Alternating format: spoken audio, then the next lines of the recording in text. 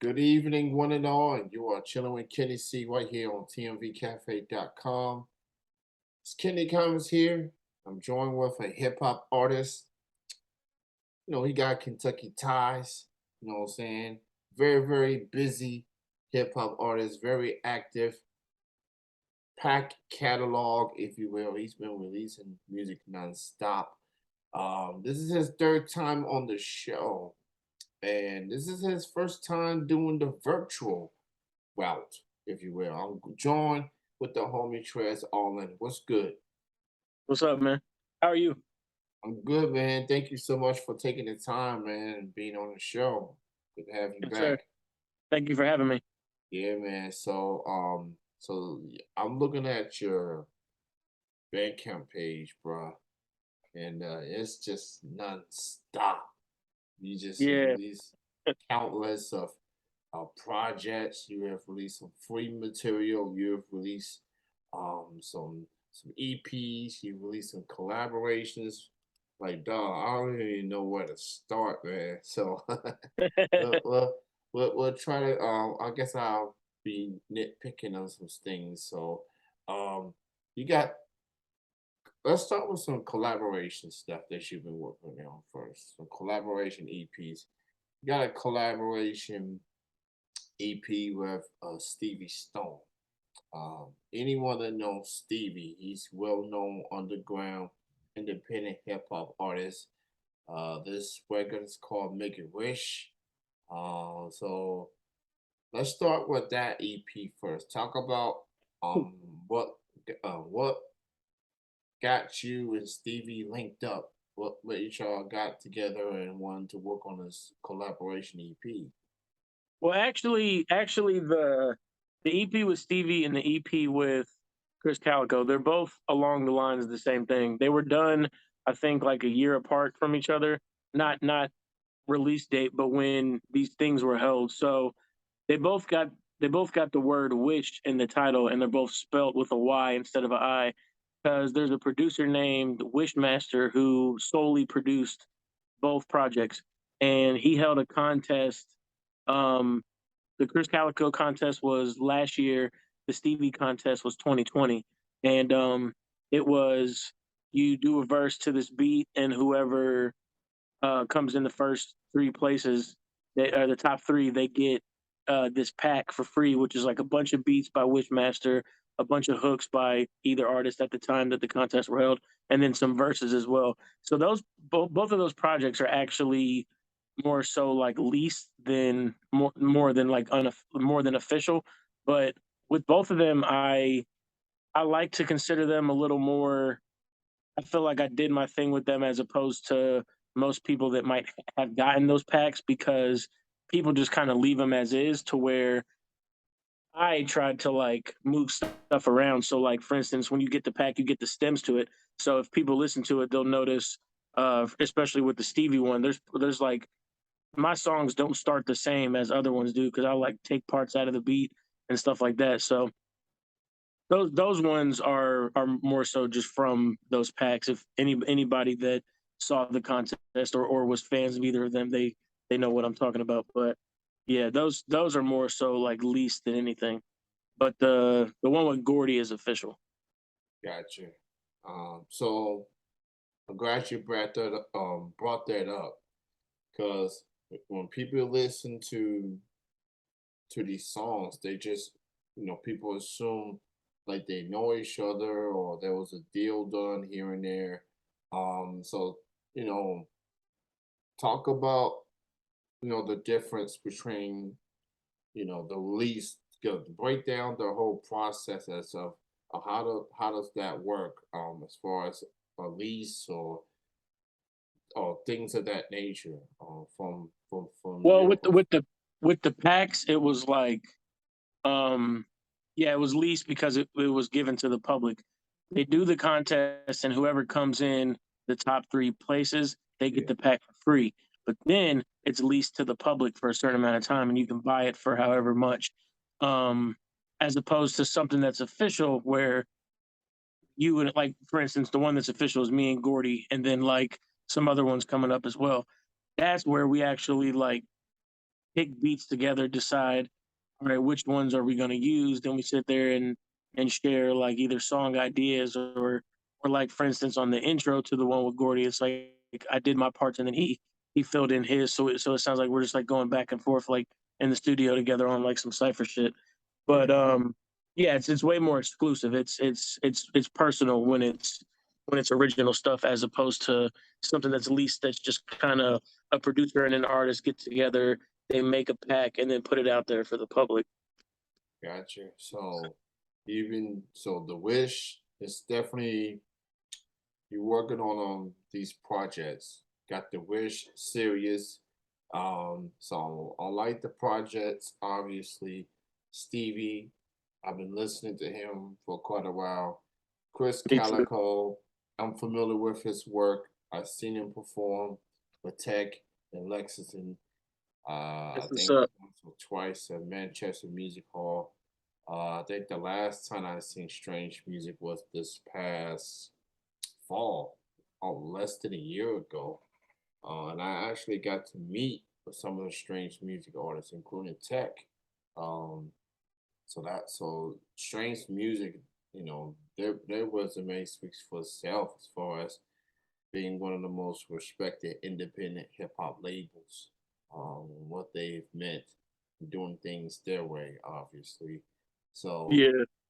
so props to Strange Music for sure. Um, so I'm still scrolling. Obviously, you also got WTRES Radio. You released Channel One and Channel Two through Bandcamp this year. Talk about that particular series, the story behind those projects. Well, both of them was just I had actually made the skits that are on them. I had made them years ago, back when before I actually decided to make the Lost Files. Because what the Lost Files is a bunch of songs that were on. I had like 300, 400 something songs on SoundCloud. Then, like late 2015, I lost this flash drive that had all my Pro Tools songs on it. So that's why they're called the Lost Files, because the files are literally lost. The only copies I had left of those songs is whatever was put out on SoundCloud. So I went through the 300 something songs on SoundCloud, decided which ones were worth keeping, put them together, and then made the Lost Files. So when I made the Lost Files, though, um, there was a show early 2016, and I was going to see Method Man and Redman, and I had seen them a couple years before, but I wanted to give them like a double disc demo just to show them like, hey, like I make a lot of music, and I built these skits around these songs, and it was going to be like exclusively for just the demo I give to him. It was going to have these skits, and I wasn't going to put the skits on the songs anywhere else. And then I ended up not being able to give it to him, but I felt like the little characters I had made up for it and all that, I was just like, I want to hold on to these. So those skits have just been saved all these years. And then so when I decided like, because that's what I was going to call the demo was TRES Radio, I was like, why don't I just make that, like run with that title still, use these same skits, but just put it over like newer music. So both of those channels are like a mixture of stuff from as recent as like the beginning of this year to all the way back to like 2015, because I make so much music that it's like I still got I still have a couple songs here and there that are from like way back in the day and stuff. So that's one of the things that actually motivated me to be like, all right, by the end of this year, I'm going to have everything that I've ever made released, because I just turned 30 in July. And so I'm like, I'm turning a new decade. So I want to turn a new page. So like, I don't want to leave this year with like anything unreleased. I want to go into like the new year with all brand new stuff. So that's one of the reasons that I did both of those, made a channel one, channel two.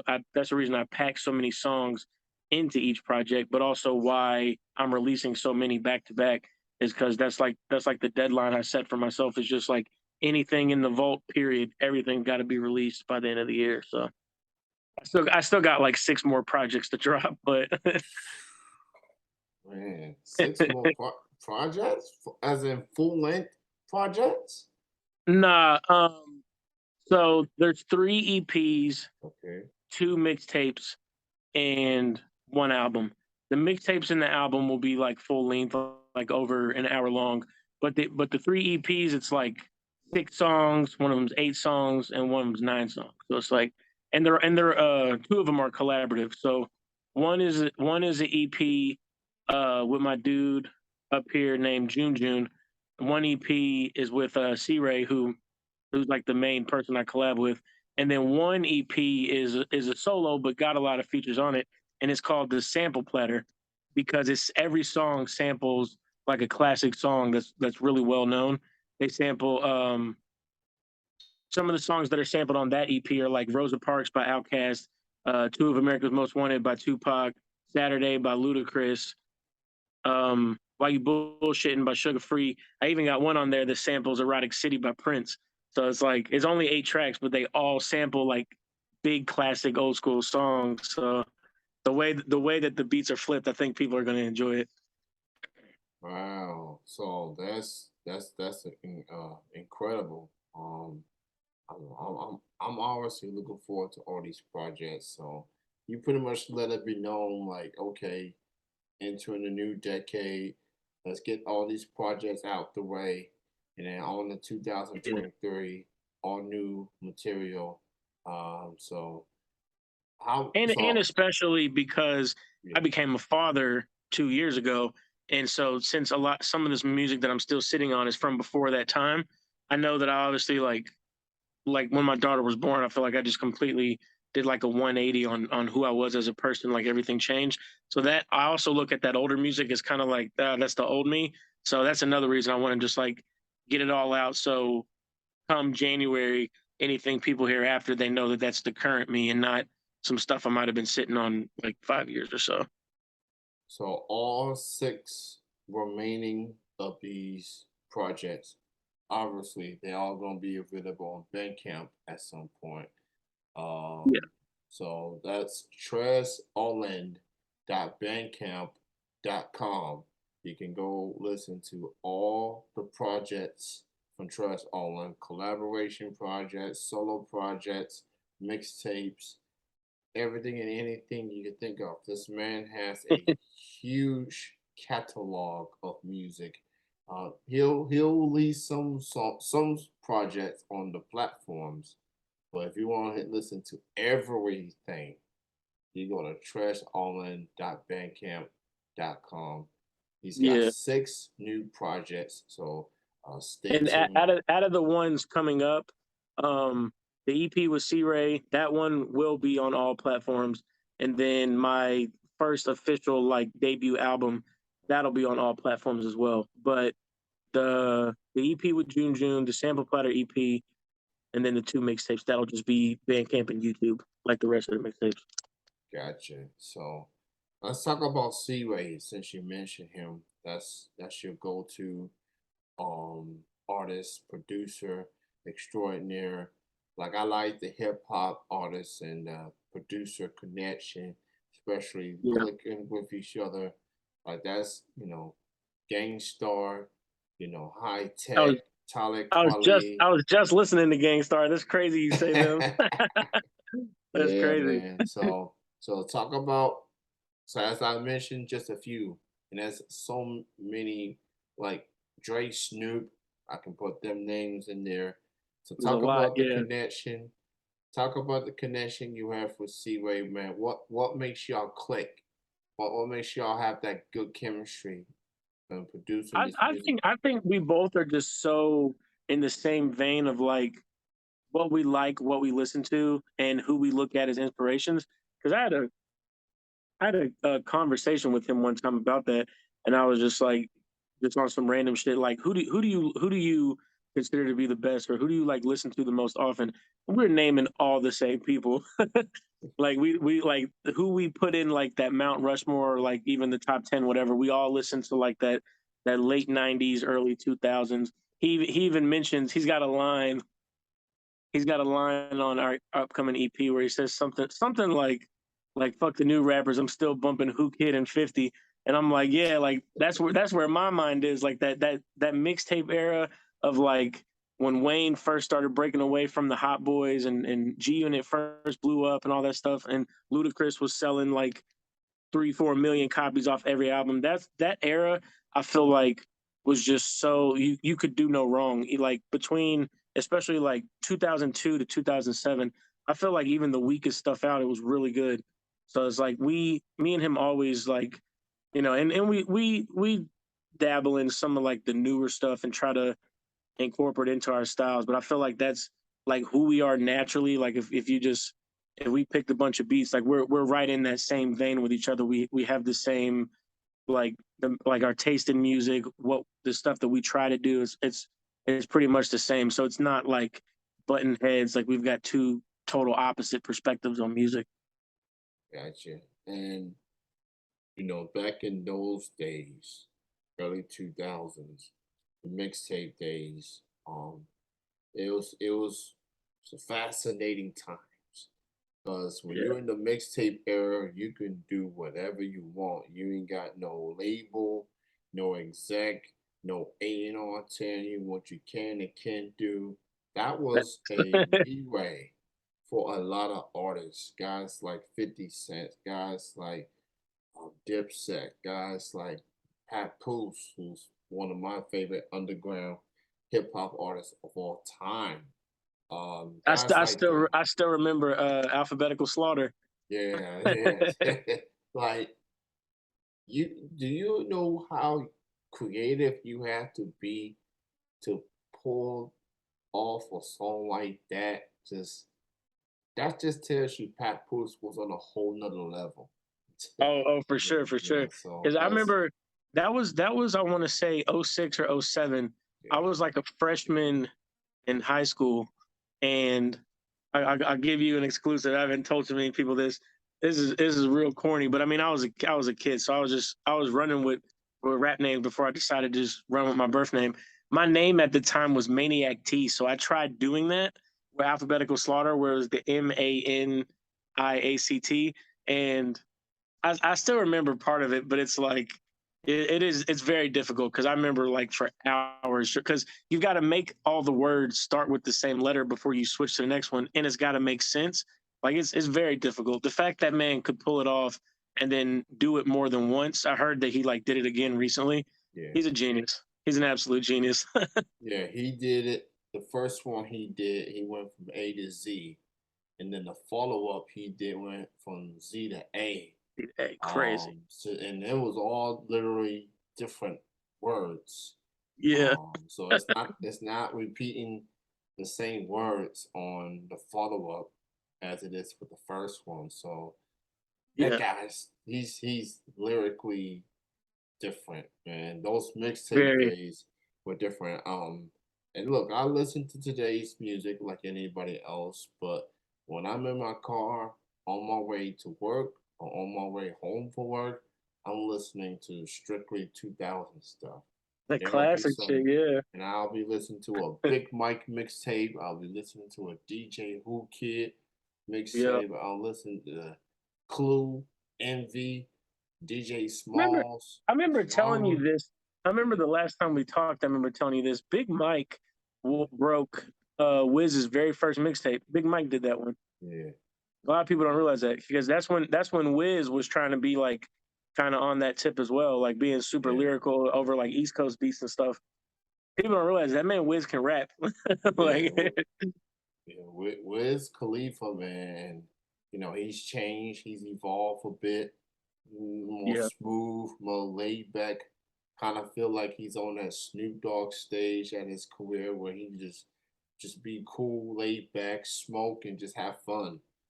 yeah, He'll give you some lyrical content every now and then, but he's in this lane and he's following his own trend. So, for and sure. if anyone haven't seen Wiz Khalifa perform, please do.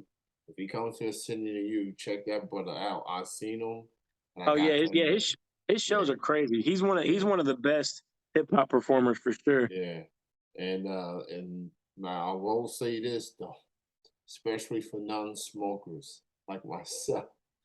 You gonna end up smelling like weed. You gonna have some marijuana contact You're gonna while get you're high in off there. contact, yeah. Yeah, yeah.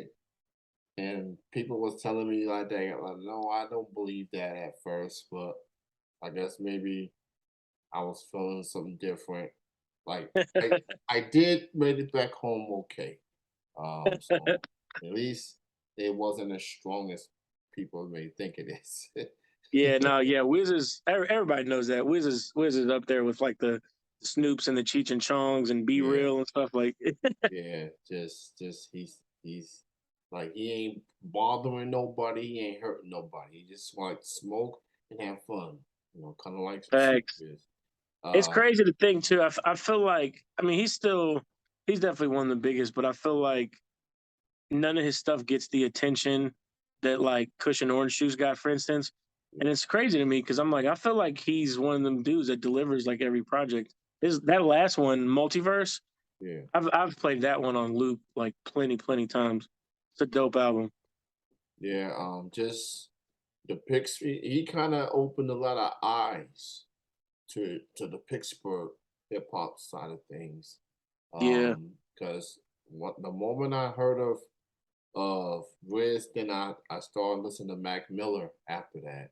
So I know R.I.P. I Yeah. listened to Mac because of Wiz.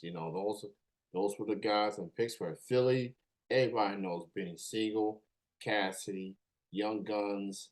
Um, The Young Guns, I forgot yeah, about them.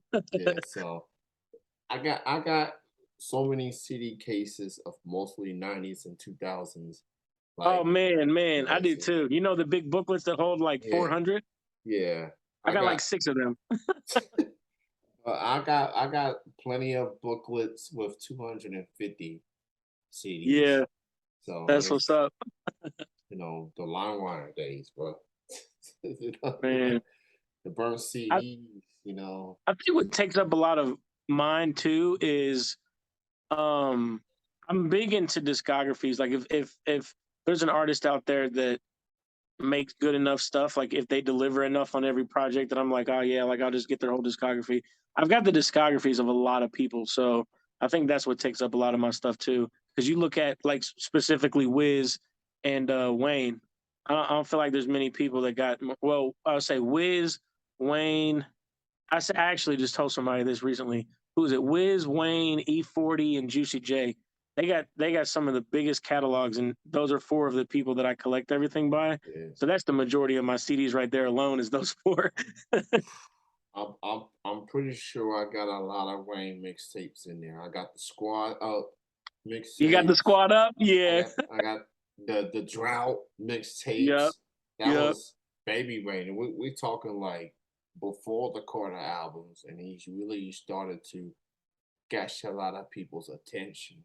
Oh yeah. Oh yeah. So I yeah, still think Wayne's freestyle on that C Murder Down for Mine, that was one yeah, of the coldest freestyles he's ever done. yeah, Ever. yeah, And yeah. I was like 9 when that came out, but I remember Yeah, downloading that. yeah. And I think he's working on a Carter 6 right now. So Yeah. he's still going. I guess a lot of the younger hip hop artists, they missed out on peak Wayne.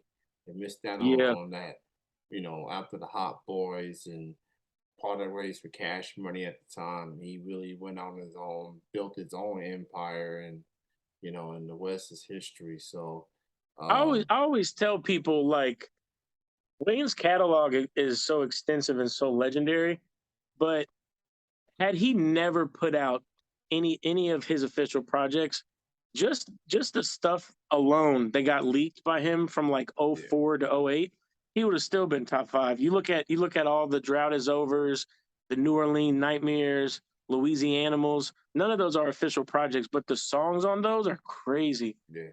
He Crazy. Like he he had the features, and he be rapping on everybody else's beats and say, "Yo, those are my songs." That's yeah. I think the year 2007 alone, they said he put out like at least 600 songs. I'm like, there's only yeah. 365 days in a year. How did you do that? Like, it was Bro, all fire too. Like, it wasn't just like filter. Like, he killed all of nah, them. no, Like, no I'm like, filter, no restrictions whatsoever. Birdman just looked at it like, man, you do what you do, Louise. Just get you some sleep, but facts. like That's six that. hundred That songs. I think artist wise is that's my main goal.